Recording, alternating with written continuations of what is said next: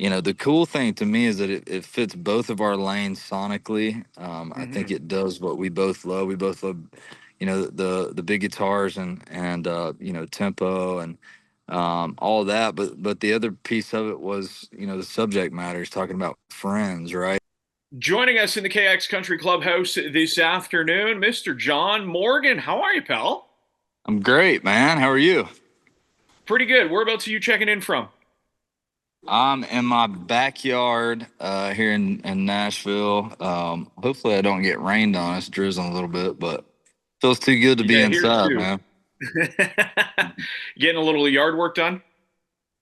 Yeah, man, trying to catch up on my honey-do list. It keeps getting longer, so. Yeah, it never ends. Well, John, look, I guess we should start with this. Congratulations on your number one song. Friends Like That is now number one in Canada this week. Wild, man. Did a kid from North Carolina ever think he'd have a number one song in Canada? No, honestly, it's just wild to me that people outside of the country listen to my music. It's a cool thought. Yeah, I didn't really, never really was even like a reality to me until started looking at streaming numbers and the radio side of things. It's just like it's pretty mind blowing, man. It's cool. Have you and Jason been able to celebrate the success of this song yet? No, man, we haven't. I think he's probably celebrating on his own. He's always gone like I am, but no, I tell you what, man, we get a time scheduled out to hang here in a couple of weeks, so hopefully we'll get to crack a beer open or something. This song was originally intended to be a solo cut, wasn't it? Yeah, yeah, we put it out. I guess it was over a year now. I put it out on my own, just to the streaming world, and I didn't really think anything of it. It was just kind of another good song that I loved, and I knew that Jason loved the song too, and so I felt good about putting it out.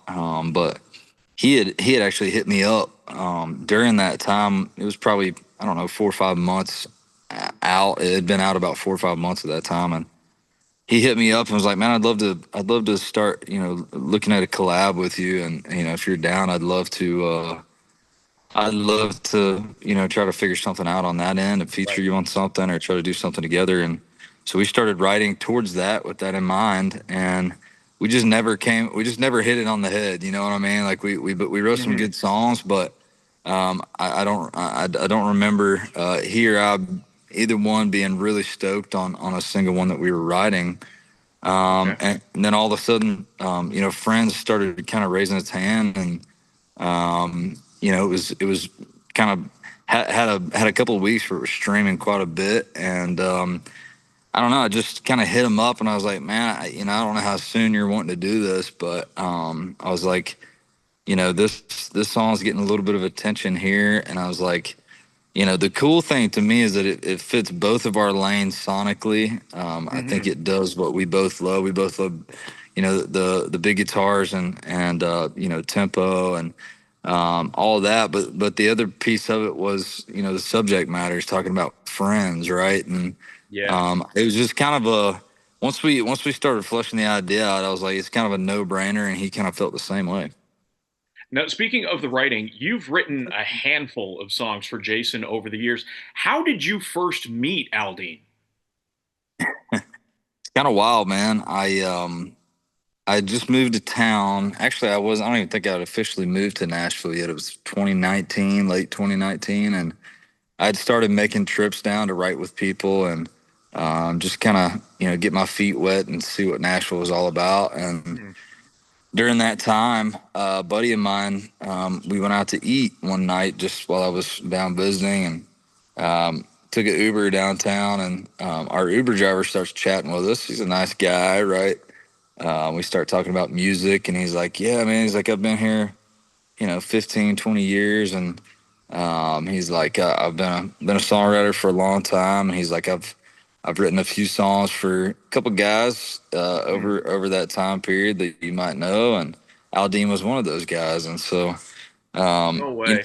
yeah, it's funny, man, because you're like, I knew even though I hadn't been in Nashville very long, I knew that everyone here is in music somewhere or another, right? Like Yeah. somebody has a cousin that's down here grinding, or like everybody's a musician. It seems like, and so kind of took it with a grain of salt.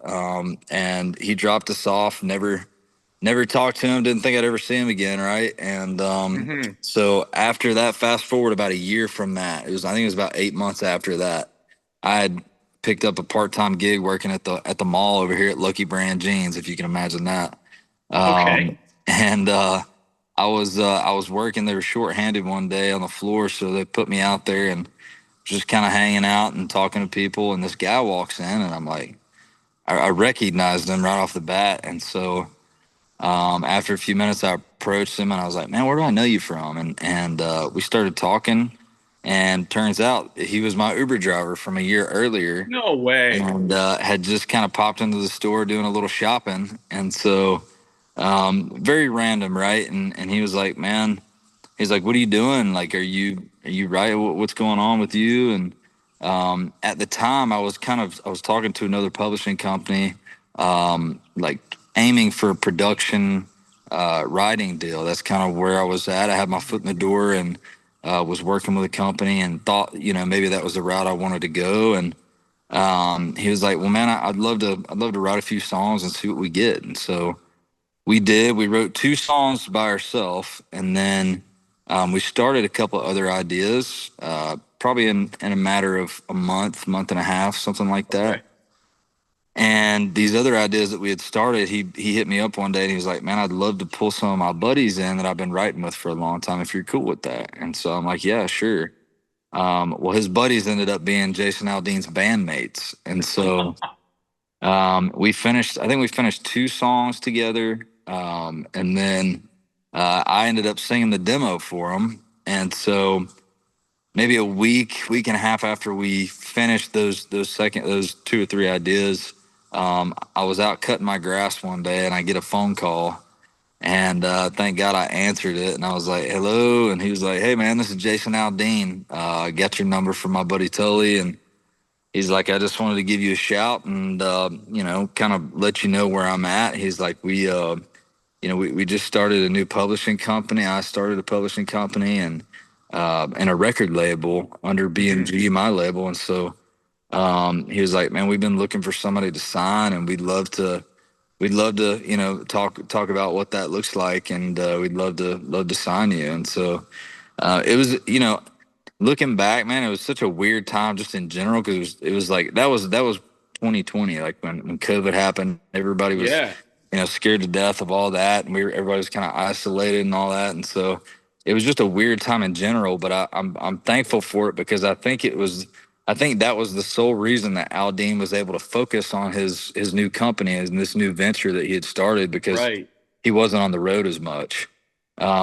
So it worked out for me, man, in a lot of ways. But yeah, that's kind of how we met, and he ended Wow. up signing me about a couple months later. So That is so wild how an Uber drive to in and around Nashville has now led you to a number one song and maybe a little bit of pull with Mr. Aldean, so much so that you're able to add songs to his set list. yeah, yeah, man, I try to every once in a while. He keeps my favorite ones out of the set most of the time. I'm like, "Hey, man." Which ones is he not playing? That Well, so I went out after I got signed. He took me out on the road with him in 21, and I did an acoustic thing and played. I had like a 15-minute slot at the beginning of the show, and we were playing amphitheaters, and so yeah. it was wild, because I kind of got felt like I got thrown to the fire in a good way, and I Hmm. had to learn how to put on a show by myself. I had my drummer with me playing an SPDX pad, and it was just really daunting at first, because there's 20,000 people out there. There's probably 7 to 10 while we were on. Hmm. So it was just a good learning curve to try to figure out how to keep the attention of that many people in that setting. But yeah, we were out there, and he was like, "Man, I'd love for you to come up during our set and just sing one song with us." He's like, "So you pick which one you want to do and let me know." And so Okay. I texted him. I was like, dude, you don't even have my favorite one in your set list right now. And he's like, well, what is it? I said, the truth. So, I was like, man, you've arrived when you got that many hits that you can't even fit them all into your You can't fit show. them all in. Yeah, absolutely. So he added it back in for that run. I think we did it 2 years in a row. And it was just, that's one of my favorite memories. Is just getting to sing the truth on stage with him every night. Is there a song that you've written for him that you wish you had kept for yourself and maybe put it on Carolina Blue? Uh, Not really, man. No. I think there was probably the one that I would say is the closest was "Trouble the Heartbreak." I really Okay. loved that song just initially, and I knew that I knew at the time I wasn't going to be putting out any music, in the near future, Hmm. and so. I also knew that he would make a lot more money for me than I would. So that makes it easy to let go when you know Yeah, that. good But call. yeah, I knew that song could be the one to change my career and allow me to be an artist. So, Hmm. I saw it more of a stepping stone. But yeah, if I was able to do it, I'd probably take that one. Do you remember where you were and what it felt like the first time you heard one of your songs on the radio? Yeah, I think so. The first time I'm trying to remember the first time I heard if I didn't love you was my very first cut with him with Carrie Hmm. Jason and um, I'm trying to remember where I was the first time. I think I heard it in my truck one day.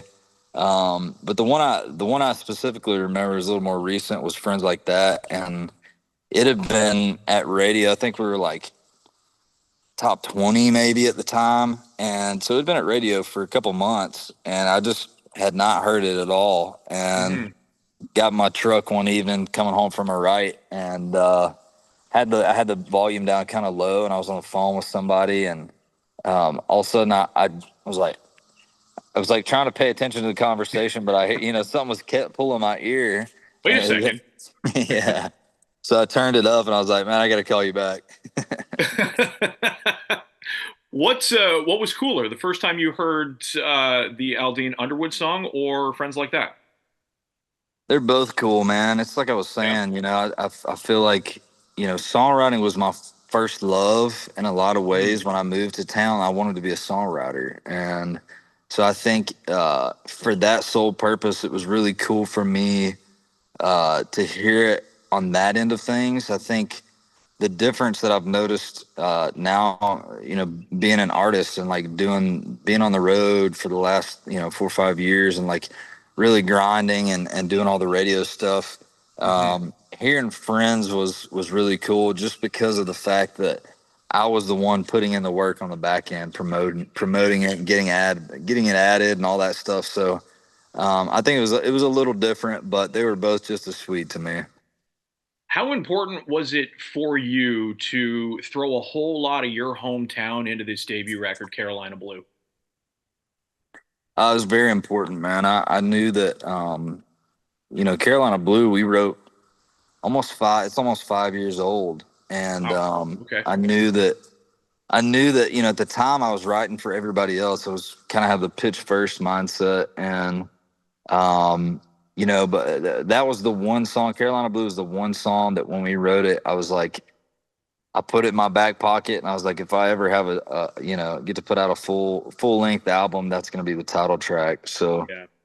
yeah, it meant a lot to me to get to showcase that and kind of how I grew up and where, and kind of tip my hat back to the people that helped mold me as a young guy. So if you weren't in the music industry, if you weren't writing songs or performing them, what do you think you'd be doing now? I know exactly what I'd be doing, man. I'd be coaching basketball somewhere at a high Oh, school. really? I Okay. love I love coaching ball, man. I did that for a couple years after I graduated high school. I coached at the school that I graduated from, and yeah, it's just a lot of fun, man. I love working with young kids and trying to get them fired up about something and get them inspired about something. And I don't know. It was just always fun. You also get to yell at them a lot, so that was fun. Yeah, yeah. Well, look, dude, I appreciate the time today. Thank you so much. We got to get you up here north of the border to celebrate this number one song, "Friends Like That," and maybe play a few shows for us sooner rather than later. Okay, pal? I'd love that, man. I look forward to it. John Morgan joining us in the KX Country Clubhouse this afternoon. John, thank you so much. It looks like the sun's coming out in Nashville. You better get back to that yard work. Yes, sir. You're right. Hey, Cheers, dude. thanks for all the support, man. I appreciate y'all, and cheers. Thank you, Canada, for all the love, man. It's been awesome.